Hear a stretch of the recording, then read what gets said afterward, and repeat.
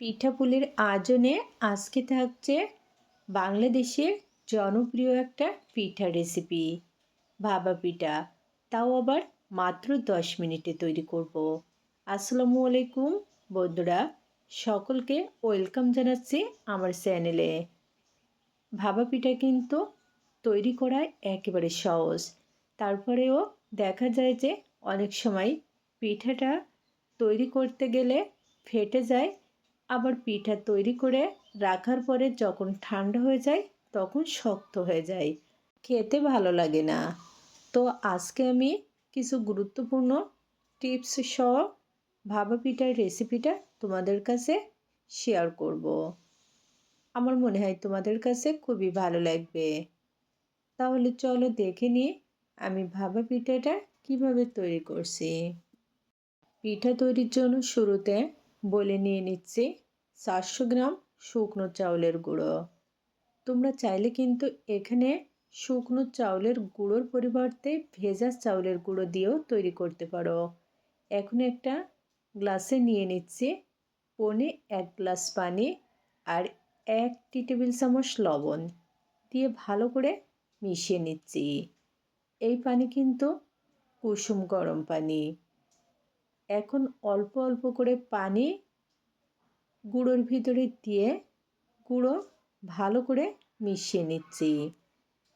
গুঁড়ো যত বেশি ভালো করে মিশিয়ে নেওয়া যাবে পিঠাটা কিন্তু তত বেশি পারফেক্ট হবে।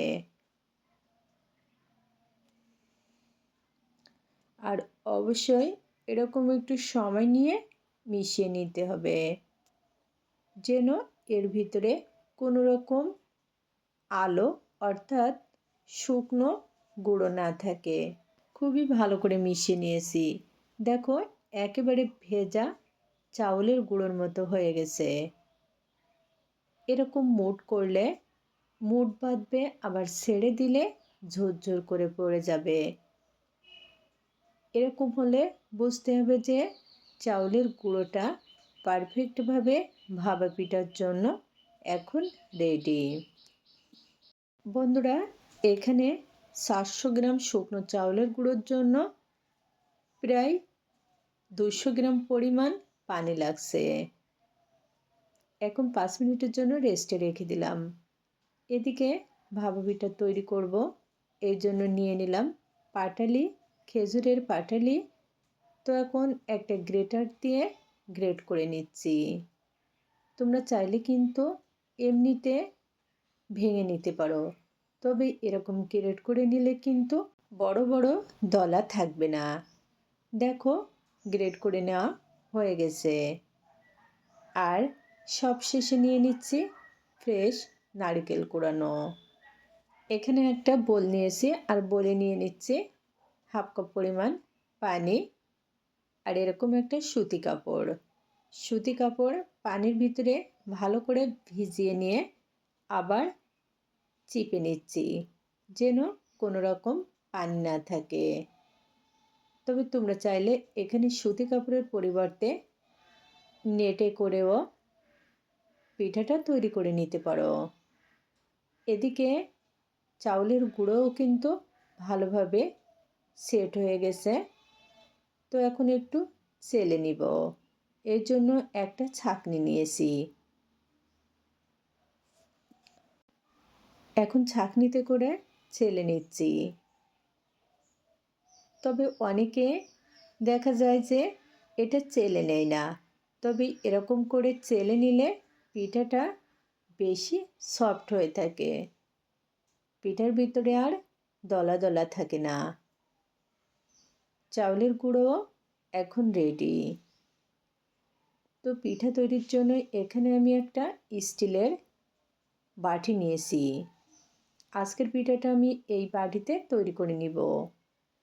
তো এখন অল্প একটু শুকনো চাউলের গুঁড়ো বাটিতে দিয়ে এরকম করে বাটির গায়ে লাগিয়ে নিচ্ছি। পুরো বাটিটা কভার করে নিয়েছি। এরকম করে নিলে কিন্তু পিঠাটা খুবই সহজে মোল্ড আউট করা যাবে। এখন পরিমাণ মতো গুঁড়ো দিয়ে দিচ্ছি। এখানে গুঁড়ো কিন্তু চেপে চেপে দেওয়া যাবে না, আলতোভাবে দিতে হবে। আসলে কাজটা একেবারে সহজ। যদি তোমরা একটু মনোযোগ সহকারে দেখো তাহলে কিন্তু খুবই সহজভাবে বাড়িতে এই পিঠাটা তৈরি করে নিতে পারবে। নিয়ে নিচ্ছি পাটালি কুচি। এখানে অবশ্যই পরিমাণ মতো দিয়ে দিবে। তারপরে দিয়ে দিলাম নারকেল কোড়ানো। অর্থাৎ তোমরা যেরকম পিঠাটা খেতে পছন্দ করো, অর্থাৎ গুড় নারকেলের পরিমাণটা ঠিক সেভাবে দিয়ে দিবে। যেহেতু বাড়িতে তৈরি করছি এজন্য একটু ভালো করে তৈরি করব, যেন সবাই খেতে খুবই পছন্দ করে। আবারও চাউলের গুঁড়ো দিয়ে দিচ্ছি। এখন আলতো হাতে এরকম করে একটু সমান করে নিচ্ছি, হালকা চেপে। ফাইনালি কিন্তু পিঠার সাজটা এখন রেডি। তো আজকের পিঠা এরকম একটা প্লাস্টিকের ডালায় তৈরি করে নিব। তো শুরুতে প্যানে পরিমাণ মতো পানি দিয়ে দিলাম। পানিটা গরম করার জন্য। পানি ভালোভাবে গরম হয়ে গেছে। এখন প্লাস্টিকের ডালাটা সসপ্যানের উপরে বসিয়ে দিয়ে ভেজা সুতি কাপড় দিয়ে মুড়ে এখন ডালার ভিতরে দিয়ে দিলাম। ডালার ভিতরে দিয়ে আলতোভাবে বাটিটা তুলে নিচ্ছি। একটু সাবধানে করতে হবে। এখন সুতি কাপড় দিয়ে এরকম করে ঢেকে দিব শুরুতে। তারপরে একটা ঢাকনা দিয়ে 2 মিনিটের জন্য ঢেকে দিচ্ছি। ঠিক 2 মিনিট পরে ঢাকনা তুলে নিলাম। এখন কিন্তু আমার পিঠাটা ফাইনালি রেডি। ভাপা পিঠা তৈরি করতে কিন্তু একেবারে টাইম লাগে না। শুধুমাত্র উপকরণগুলো তৈরি করে নিতে যা সময় লাগে। তৈরি হয়ে গেল মজার ভাপা পিঠা। তো আজকে কিন্তু